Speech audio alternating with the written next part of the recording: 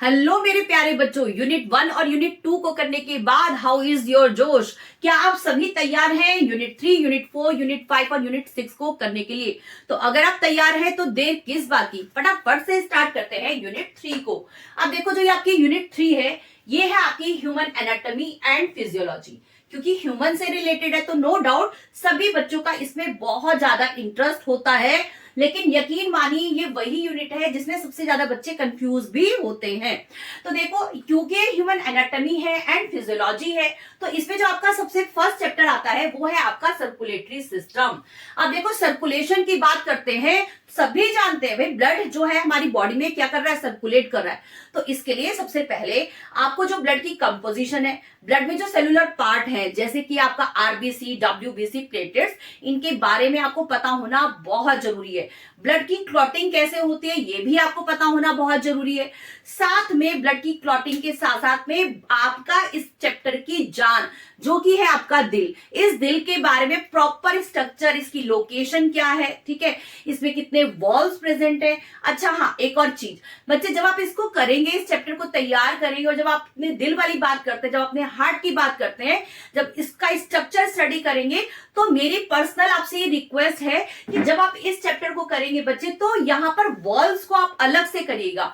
जितने भी जो वॉल्व्स है इसके हार्ट में जितने वॉल्व्स प्रेजेंट होते हैं, उन वॉल्व्स के लिए एक अलग से आप सेपरेटली जो है पूरे वॉल्व्स को ही स्टडी करना है आपने। क्योंकि कई बार आपसे वॉल्व्स को पर्टिकुलर स्पेसिफिक वॉल को लेकर जो है आपसे क्वेश्चन पूछा जाता है। जैसे बाइकस्पिड वॉल कहां प्रेजेंट है, ट्राइकस्पिड वॉल कहां पे प्रेजेंट है, पॉकेट्स वाले वॉल यानी सेमिल्यूनर वॉल्व्स कहां पे प्रेजेंट है। तो इसीलिए बच्चे आपको इन वॉल्व की प्रॉपर लोकेशन का पता होना बहुत बहुत जरूरी है। ठीक, तो ये तो हुआ आपके हार्ट को लेकर, आपकी क्लॉटिंग को लेकर इस वाले चैप्टर में बात। ठीक, इस साथ साथ में आपकी जो वेसल्स है जिसमें ब्लड जो है फ्लो करता है, जैसे कि आपकी आर्टरीज, वेन्स और साथ में कैपिलरीज, इनके बारे में भी जो है इनके स्ट्रक्चर, वेल लेबल्ड स्ट्रक्चर आपको पता होने चाहिए, डायग्राम्स प्रॉपर होने चाहिए, क्लियर होने चाहिए आपको। और इनके बीच में जो डिफरेंसेस है, ठीक है, आपके आर्टरीज में, आपके कैपिलरीज में, आपके वेन्स में क्या डिफरेंसेस है, ये भी आपको बहुत ही अच्छे से क्रिस्टल क्लियर होना चाहिए। ठीक है, चलो इसके बाद बात करते हैं आपका जो नेक्स्ट चैप्टर है, that is excretory system. Excretion की बात करें तो आपके पास आ जाती है किडनी। ठीक है, क्या सिर्फ किडनी ही आपकी इसमें रोल प्ले करते हैं? नहीं, ऐसा ना हो कि इस बार किडनी ना लेकर वो आपसे लीवर के बारे में कुछ पूछ ले, आपसे स्किन के बारे में कुछ पूछ ले, क्योंकि कहीं ना कहीं ये भी वो ऑर्गन्स हैं जो कि आपकी बॉडी में जो है एक्सक्रीटरी सिस्टम की तरह से, यानी एक्सक्रीशन की तरह से ये काम करते हैं। ठीक है, चलो फिलहाल जो आपका जो मेन ऑर्गन है एक्सक्रीटरी सिस्टम का वो है आपकी किडनी। तो किडनी की यूनिट क्या है, आपको नेफ्रॉन सेल के बारे में प्रॉपर पता होना चाहिए। किडनी का स्ट्रक्चर, उसकी लोकेशन, उसका इंटरनल स्ट्रक्चर, यानी कॉर्टेक्स, मेडुला में क्या क्या रीजन है, कहां पर डॉटेड अपीयरेंस है, ये बहुत ही अच्छे से आपको समझ में आना चाहिए, आपको बहुत ही अच्छे से क्लियर होना चाहिए। ठीक है, चलो इसके बाद आपकी बात करते हैं आपकी नेफ्रॉन सेल की, यानी जो आपका एक्सक्रीटरी सिस्टम है इसकी यूनिट क्या है। अच्छा बच्चे, एक और इंपॉर्टेंट चीज, बहुत सारे बच्चे जो है नेफ्रॉन और न्यूरॉन में बहुत बहुत कंफ्यूज रहते हैं।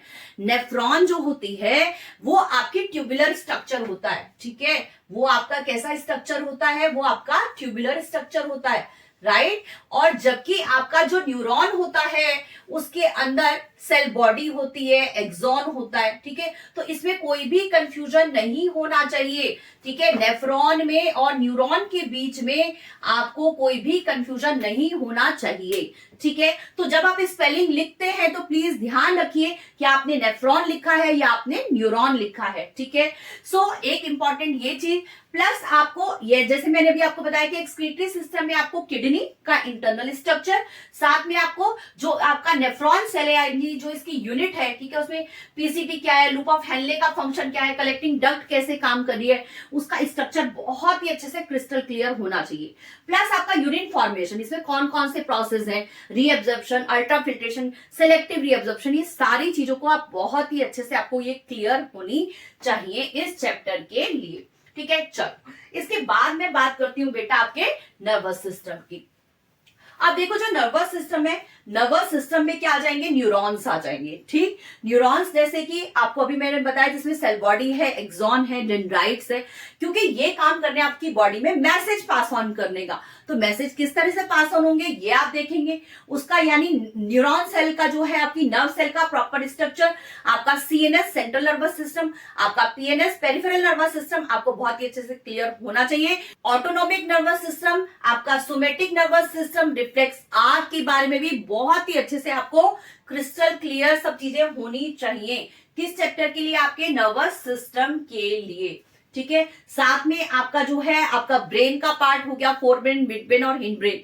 ठीक है, इसमें सेरिबेलम तो बहुत इंपॉर्टेंट है, सेरिब्रम, सेरिबेलम, ठीक है, मेडुला ऑब्लोंगेटा, ये बहुत ही इंपॉर्टेंट पार्ट है हमारे इस नर्वस सिस्टम में। अब बात करती हूँ आपका जो नेक्स्ट चैप्टर है ये है आपका सेंस ऑर्गन। ठीक है बेटा, अब देखिए जो सेंस ऑर्गन है, सेंस ऑर्गन में आपके पास एक आई है और दूसरा है आपके पास ईयर। तो इन दोनों ही ऑर्गन को जो है आपका जो इसका स्ट्रक्चर है उसकी प्रॉपर फंक्शनिंग जो है आपको पता होनी चाहिए। साथ में जो आई है उसके लिए करेक्शन भी आपको पता होना चाहिए कि क्या लेंस लगाने से कौन सी चीज को करेक्ट करते हैं। ठीक है, चलो इसके बाद बात करते हैं एंडोक्राइन सिस्टम की। बच्चे जब ये आप एंडोक्राइन सिस्टम की बात करेंगे तो आपको एक्सोक्राइन और एंडोक्राइन के बीच में जो डिफरेंस है वो पता होना चाहिए कि कौन सा डक्ट लेस है, कौन सा डक्ट फुल है। ठीक है, तो ये क्लियरिटी होनी चाहिए कहां पे हार्मोन्स बन रहे हैं, कौन से हार्मोन सिक्रीट हो रहे हैं। ठीक है, और साथ में जो एंडोक्राइन सिस्टम है इसके अंदर जैसे आपका पिट्यूटरी हुआ, आपका पेनक्रियाज हुआ, ठीक है, इंसुलिन ये बहुत इंपॉर्टेंट होता है। ठीक, थायराइड हुआ, ये बहुत इंपॉर्टेंट होता है। अब देखो जब आप एंडोक्राइन सिस्टम को करोगे तो आई विल सजेस्ट पूरे चैप्टर को जो है आप एक चार्ट के थ्रू ही सिर्फ याद कर सकते हैं। सो इस चार्ट में क्या है, आपके पूरे प्रॉपर जो ग्लैंड्स आ जाएंगी।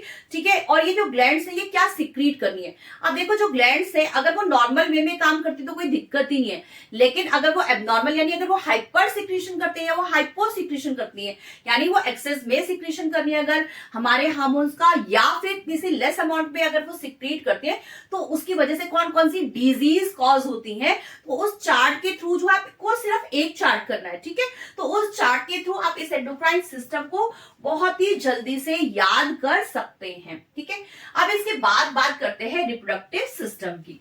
देखो रिप्रोडक्टिव सिस्टम को हम दो फेज में स्टडी करते हैं। एक स्टडी करते हैं आपका प्री फर्टिलाइजेशन है, फर्टिलाइजेशन से पहले जो है इंडिविजुअल में क्या एग्जिस्टेंस है, यानी जो आपके जो सेक्स ऑर्गन है, रिप्रोडक्टिव ऑर्गन है, उनकी कहां पे क्या लोकेशन है, उनका स्ट्रक्चर क्या है। जैसे मेल है और फीमेल है तो मेल रिप्रोडक्टिव सिस्टम और फीमेल रिप्रोडक्टिव सिस्टम दोनों का आपको क्रिस्टल क्लियर होना बहुत जरूरी है। तो बच्चे डायग्राम्स को प्रॉपर लेबल करना, क्योंकि लेबलिंग को आ सकता है। ठीक है, और उसमें बहुत सारे अदर चैप्टर से रिलेटेड, क्योंकि यहाँ पे पॉपुलेशन से रिलेटेड भी है बेटा ये चैप्टर।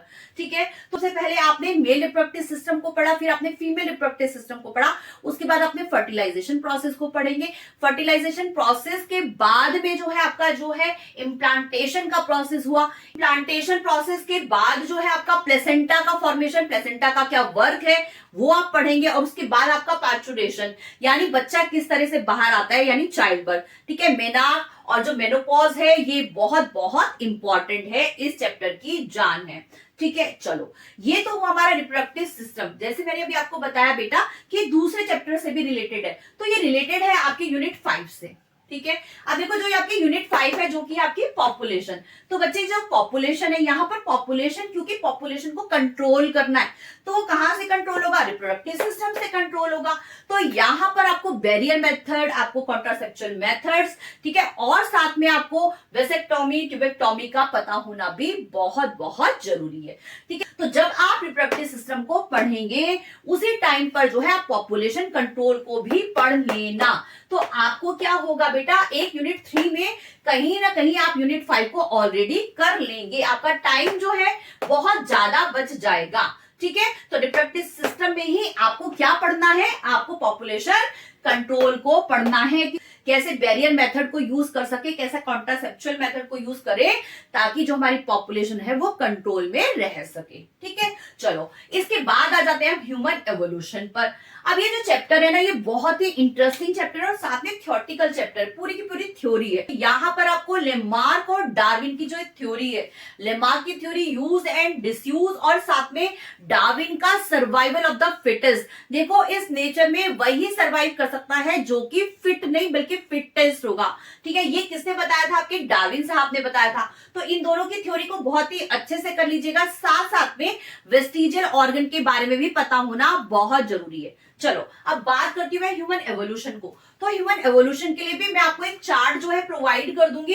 इस चार्ट में जो है आप पूरे के पूरे चैप्टर को एक चार्ट से ही आप कर सकते हो। ठीक है, तैयार कर सकते हो। तो देखो ह्यूमन एवोल्यूशन को करने के लिए सबसे पहले आपको उनके लोकोमोशन का पता होना चाहिए, यानी उनका मूवमेंट किस तरह का है, किस तरह से वो चलते हैं। ठीक है, तो सबसे पहले आपने लोकोमोशन पे बात करनी है। उसके बाद आपने बात करनी है क्रेनियल कैपेसिटी, यानी उनका जो क्रेनियम बॉक्स है उनका क्या साइज चल रहा है। ठीक है, उसकी चिन का साइज, उसमें कैनाइंस है कि नहीं है। अब देखो कैनाइंस होंगे तो बट ऑब्वियस जो ह्यूमन बींग्स होंगे वो कैसे होंगे, वो फ्लैश ईटर होंगे। कैनाइंस का काम क्या है? टीयर करना। और टीयर किसको करना पड़ेगा? टीयर करने के लिए यानी बहुत हार्ड सरफेस होगी, कोई हार्ड चीज को खाते होंगे तभी तो उनके पास कैनाइंस होंगे।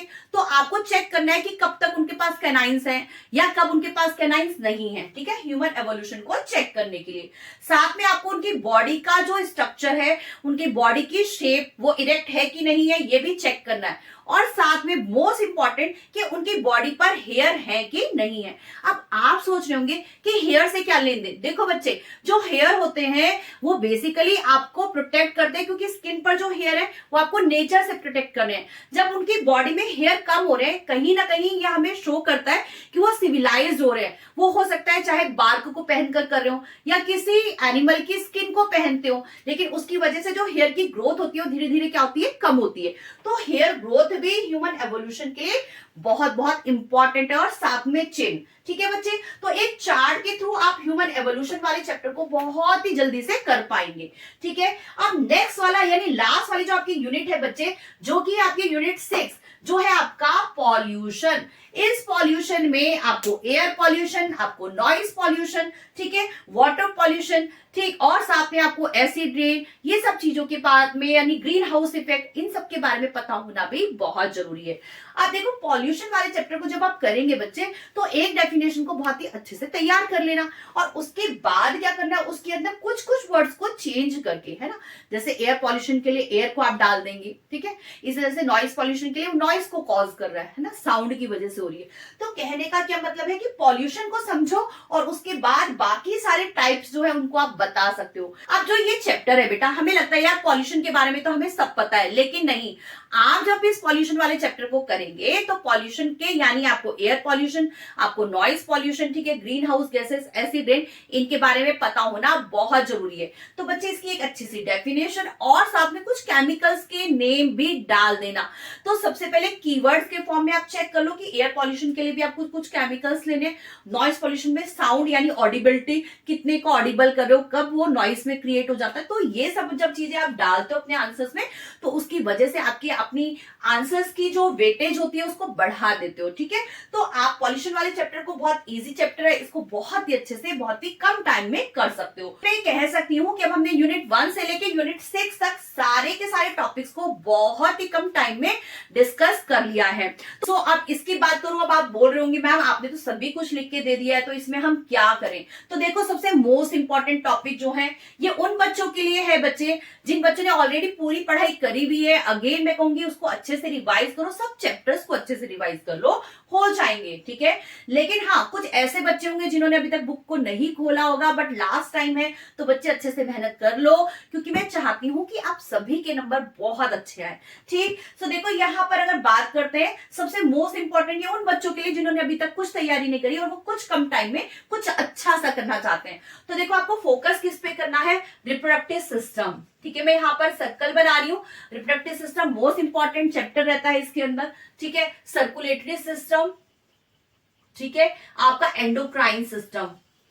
तो इन चैप्टर्स को तो आपको बहुत अच्छे से करना ही करना है। बच्चे देखो, पॉल्यूशन और पॉपुलेशन, जिन बच्चों ने अभी तक कुछ पढ़ाई नहीं करी हुई है उन बच्चों के लिए है। देखो पॉपुलेशन में, क्योंकि आपको रिप्रोडक्टिव सिस्टम करोगे तो ऑलरेडी पॉपुलेशन कंट्रोल कर ही लोगे, ठीक है, तो पॉपुलेशन कहीं ना कहीं आपकी यूनिट तैयार हो जाएगी, पॉल्यूशन को कर लीजिएगा, ठीक है। और साथ में जो है आपका यूनिट 1 और यूनिट 2 में ऑलरेडी मैं आपसे डिस्कस कर चुकी हूं कि कौन से जो आपके टॉपिक्स हैं वो बहुत ही इंपॉर्टेंट है। तो आई होप सो कि ये जो छोटी सी स्ट्रेटजी है इसको फॉलो करके इस आने वाले जो बायो का जो एग्जाम है उसमें आप बहुत ही अच्छा कर पाएंगे, बहुत ही अच्छा लिख पाएंगे। बच्चे अगर अभी भी आपको कोई डाउट है तो आप मुझे कमेंट कर सकते हैं, डेफिनेटली मैं आपके लिए कुछ ना कुछ आपके लिए क्रिएट करूंगी, कुछ ना कुछ ऐसी वीडियो बनाऊंगी जिससे आपको हेल्प मिल सके, क्योंकि जो हमारा मिशन है वो ये है कि आपके नंबर बहुत अच्छे आए, सभी के नंबर बहुत अच्छे आए, ठीक। सो अगर आपको ये वीडियो अच्छी लगी है तो आप अपने फ्रेंड्स को जो है बच्चे इसको शेयर कर देना ताकि उनको भी हेल्प मिल सके। और हाँ, एक मोस्ट इंपॉर्टेंट चीज बेटा, कॉन्फिडेंस को बिल्कुल भी लूज नहीं करना है, ठीक है। आपके पास नो डाउट कम टाइम है, लेकिन इस कम टाइम में आपको बहुत अच्छे से पढ़ाई करनी है, थोड़ी सी स्किल, थोड़ी सी टेक्नोलॉजी और थोड़ी सी इस वीडियो की हेल्प से जो थोड़ा बहुत मैंने आपको देना चाहा कि शायद ये आपको हेल्प करेगा, नहीं शायद नहीं, डेफिनेटली आपको हेल्प करने वाला है अगर आप इसको फॉलो करें।